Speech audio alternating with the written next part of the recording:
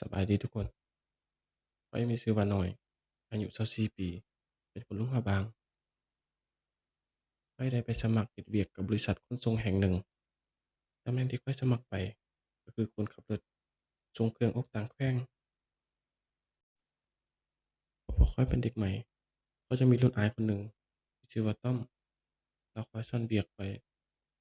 ว่าควรไปบ่อนใดจอดบ่อนใดพอแต่เลาสอนเวียกข้อยเป็นได้หน่อยหนึ่งแล้วพวกเราสองคนก็ได้รับมอบหมายให้ไปส่งงานที่แขวงหนึ่งพอไอ้ต้อมได้ยินเลาก็หน้าถอดสีข้อยก็คงจะเข้าใจว่ามันคือหน้าที่ พอแต่ฮอดมื้อออกเดินทางข้อยก็อาสาขับรถก่อนเพราะว่าทางนี้ข้อยคุ้นชินกับมันไอ้ต้อมก็ได้บอกว่าเราจะเปลี่ยนกันข้อยเป็นผู้เก่าหลักพอออกเดินทางระยะหนึ่งแล้วอากาศสองข้างทางมันเย็นไปแปลกๆบวกกับเสียงเพลงในรถเลยเฮ็ดให้ไอ้ต้อมเผลอหลับไปหลังจากนั้นข้อยก็ขับรถมาตามปกติแล้วใกล้จะฮอดที่จุดข้อยนัดกับไอ้ต้อมว่าเราจะเปลี่ยนกันแต่ไอ้ต้อมก็ยังบ่ทันตื่นข้อยก็เลยบ่กล้าปลุกข้อยจึงบ่ฟังคำเตือนไอ้ต้อมข้อยจึงขับรถไปเรื่อยๆ พอข้อยขับขึ้นภูเขาหลักได้จักระยะหนึ่งแล้วข้อยรู้สึกว่ามันแปลกๆต้นไม้สองข้างทางมันสูงแบบที่ว่าบ่มีรถผ่านมาก่อนพอข้อยขับรถมาดีๆก็มีกกไม้ใหญ่ล้มตัดหน้าเบรกบ่ทันจึงได้โค้งออกกกไม้นั้นข้อยเริ่มใจบ่ดีแล้วได้คิดขึ้นว่าไอ้ต้อมบอกว่าเจอหยังห้ามทักห้ามทวงแล้วก็ห้ามจอดถ้าจะจอดต้องจอดบ่อนที่มีไฟข้อยจึงประคองรถเพื่อสอดหาทางที่มีแสงสว่างเพื่อข้อยจะจอดรถ เพื่อจะไปกวดเบิ่งรถว่ามันเป๋บ่ได้บ่แต่ข้อยก็เอะใจว่ารถโค้งโปกใหม่ส่ำนั้นเป็นหยังไอ้ต้อมจึงบ่ตื่นข้อยก็เลยตัดสินใจปลุกไอ้ต้อมไอ้ต้อมตื่นๆๆไอ้ต้อมแต่ก็บ่ได้มีเสียงตอบรับหลังจากนั้นก็ได้เลี้ยวไปเบิ่งไอ้ต้อมข้อยก็ตกใจหน้าซีดไปตามๆกันเพราะว่าหน้าไอ้ต้อมดำปานถูกไฟไหม้และเลี้ยวเบิ่งกระจกข้างได้เห็นชายคนหนึ่งสูงดำที่แล่นนำรถข้อยก็คิดว่าข้อยตาฝาดข้อยก็เลยบ่สนใจ พอได้ขับรถมาได้ระยะหนึ่งแล้วก็มีเงาดำแล่นตัดหน้ารถข้อยเลยเบรกบ่ทันต่ำเอาแบบจังๆแล้วข้อยก็ได้โอ้ร้องออกปากว่าตายตายเสียงที่ข้อยร้องไปนี่เฮ็ดให้ไอ้ต้อมตื่นไอ้ต้อมได้บอกข้อยว่าใจเย็นๆตั้งสติค่อยขับไปแล้วฮอดบ่อนที่มีไฟเราจึงจอดเบิ่ง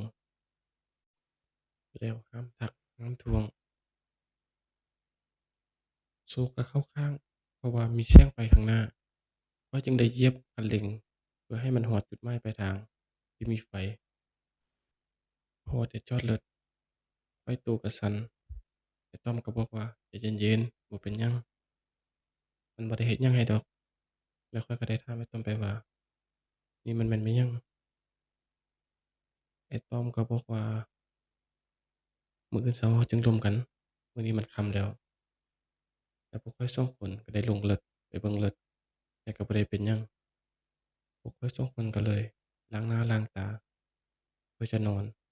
ตื่นเช้ามาพอได้ฮอดยามเช้าพวกข้อยสองคนก็ได้ลุกออกจากรถเพื่อไปซอกแนวกินพอไปเจอร้านอาหารร้านหนึ่งพวกข้อยก็นั่งกินข้าวสองคน แล้วข้อยก็ได้เอ่ยปากถามอีกว่าเหตุการณ์เมื่อคืนนี้มันเกิดหยังขึ้นไอ้ต้อมก็เลยได้เล่าให้ฟังว่าเมื่อ6 ปีก่อนไอ้ต้อมกับไอ้กองจะได้เดินทางสายนี้ร่วมกันเป็นประจำมามื้อหนึ่งไอ้ต้อมกับไอ้กองได้ขี่รถลงดอยมาตามปกติแต่ว่ามีรถน้ำมันคันหลังเกิดเบรกบ่อยู่จึงเกาะเอารถไอ้ต้อมกับไอ้กองแล้วเฮ็ดให้พวกเขาสองคนเสียหลักอัดเข้ากับข้างทางโชคร้ายไอ้กองติดอยู่ในรถออกบ่ได้ ไอ้ต้อมพยายามดึงไอ้กองออกมา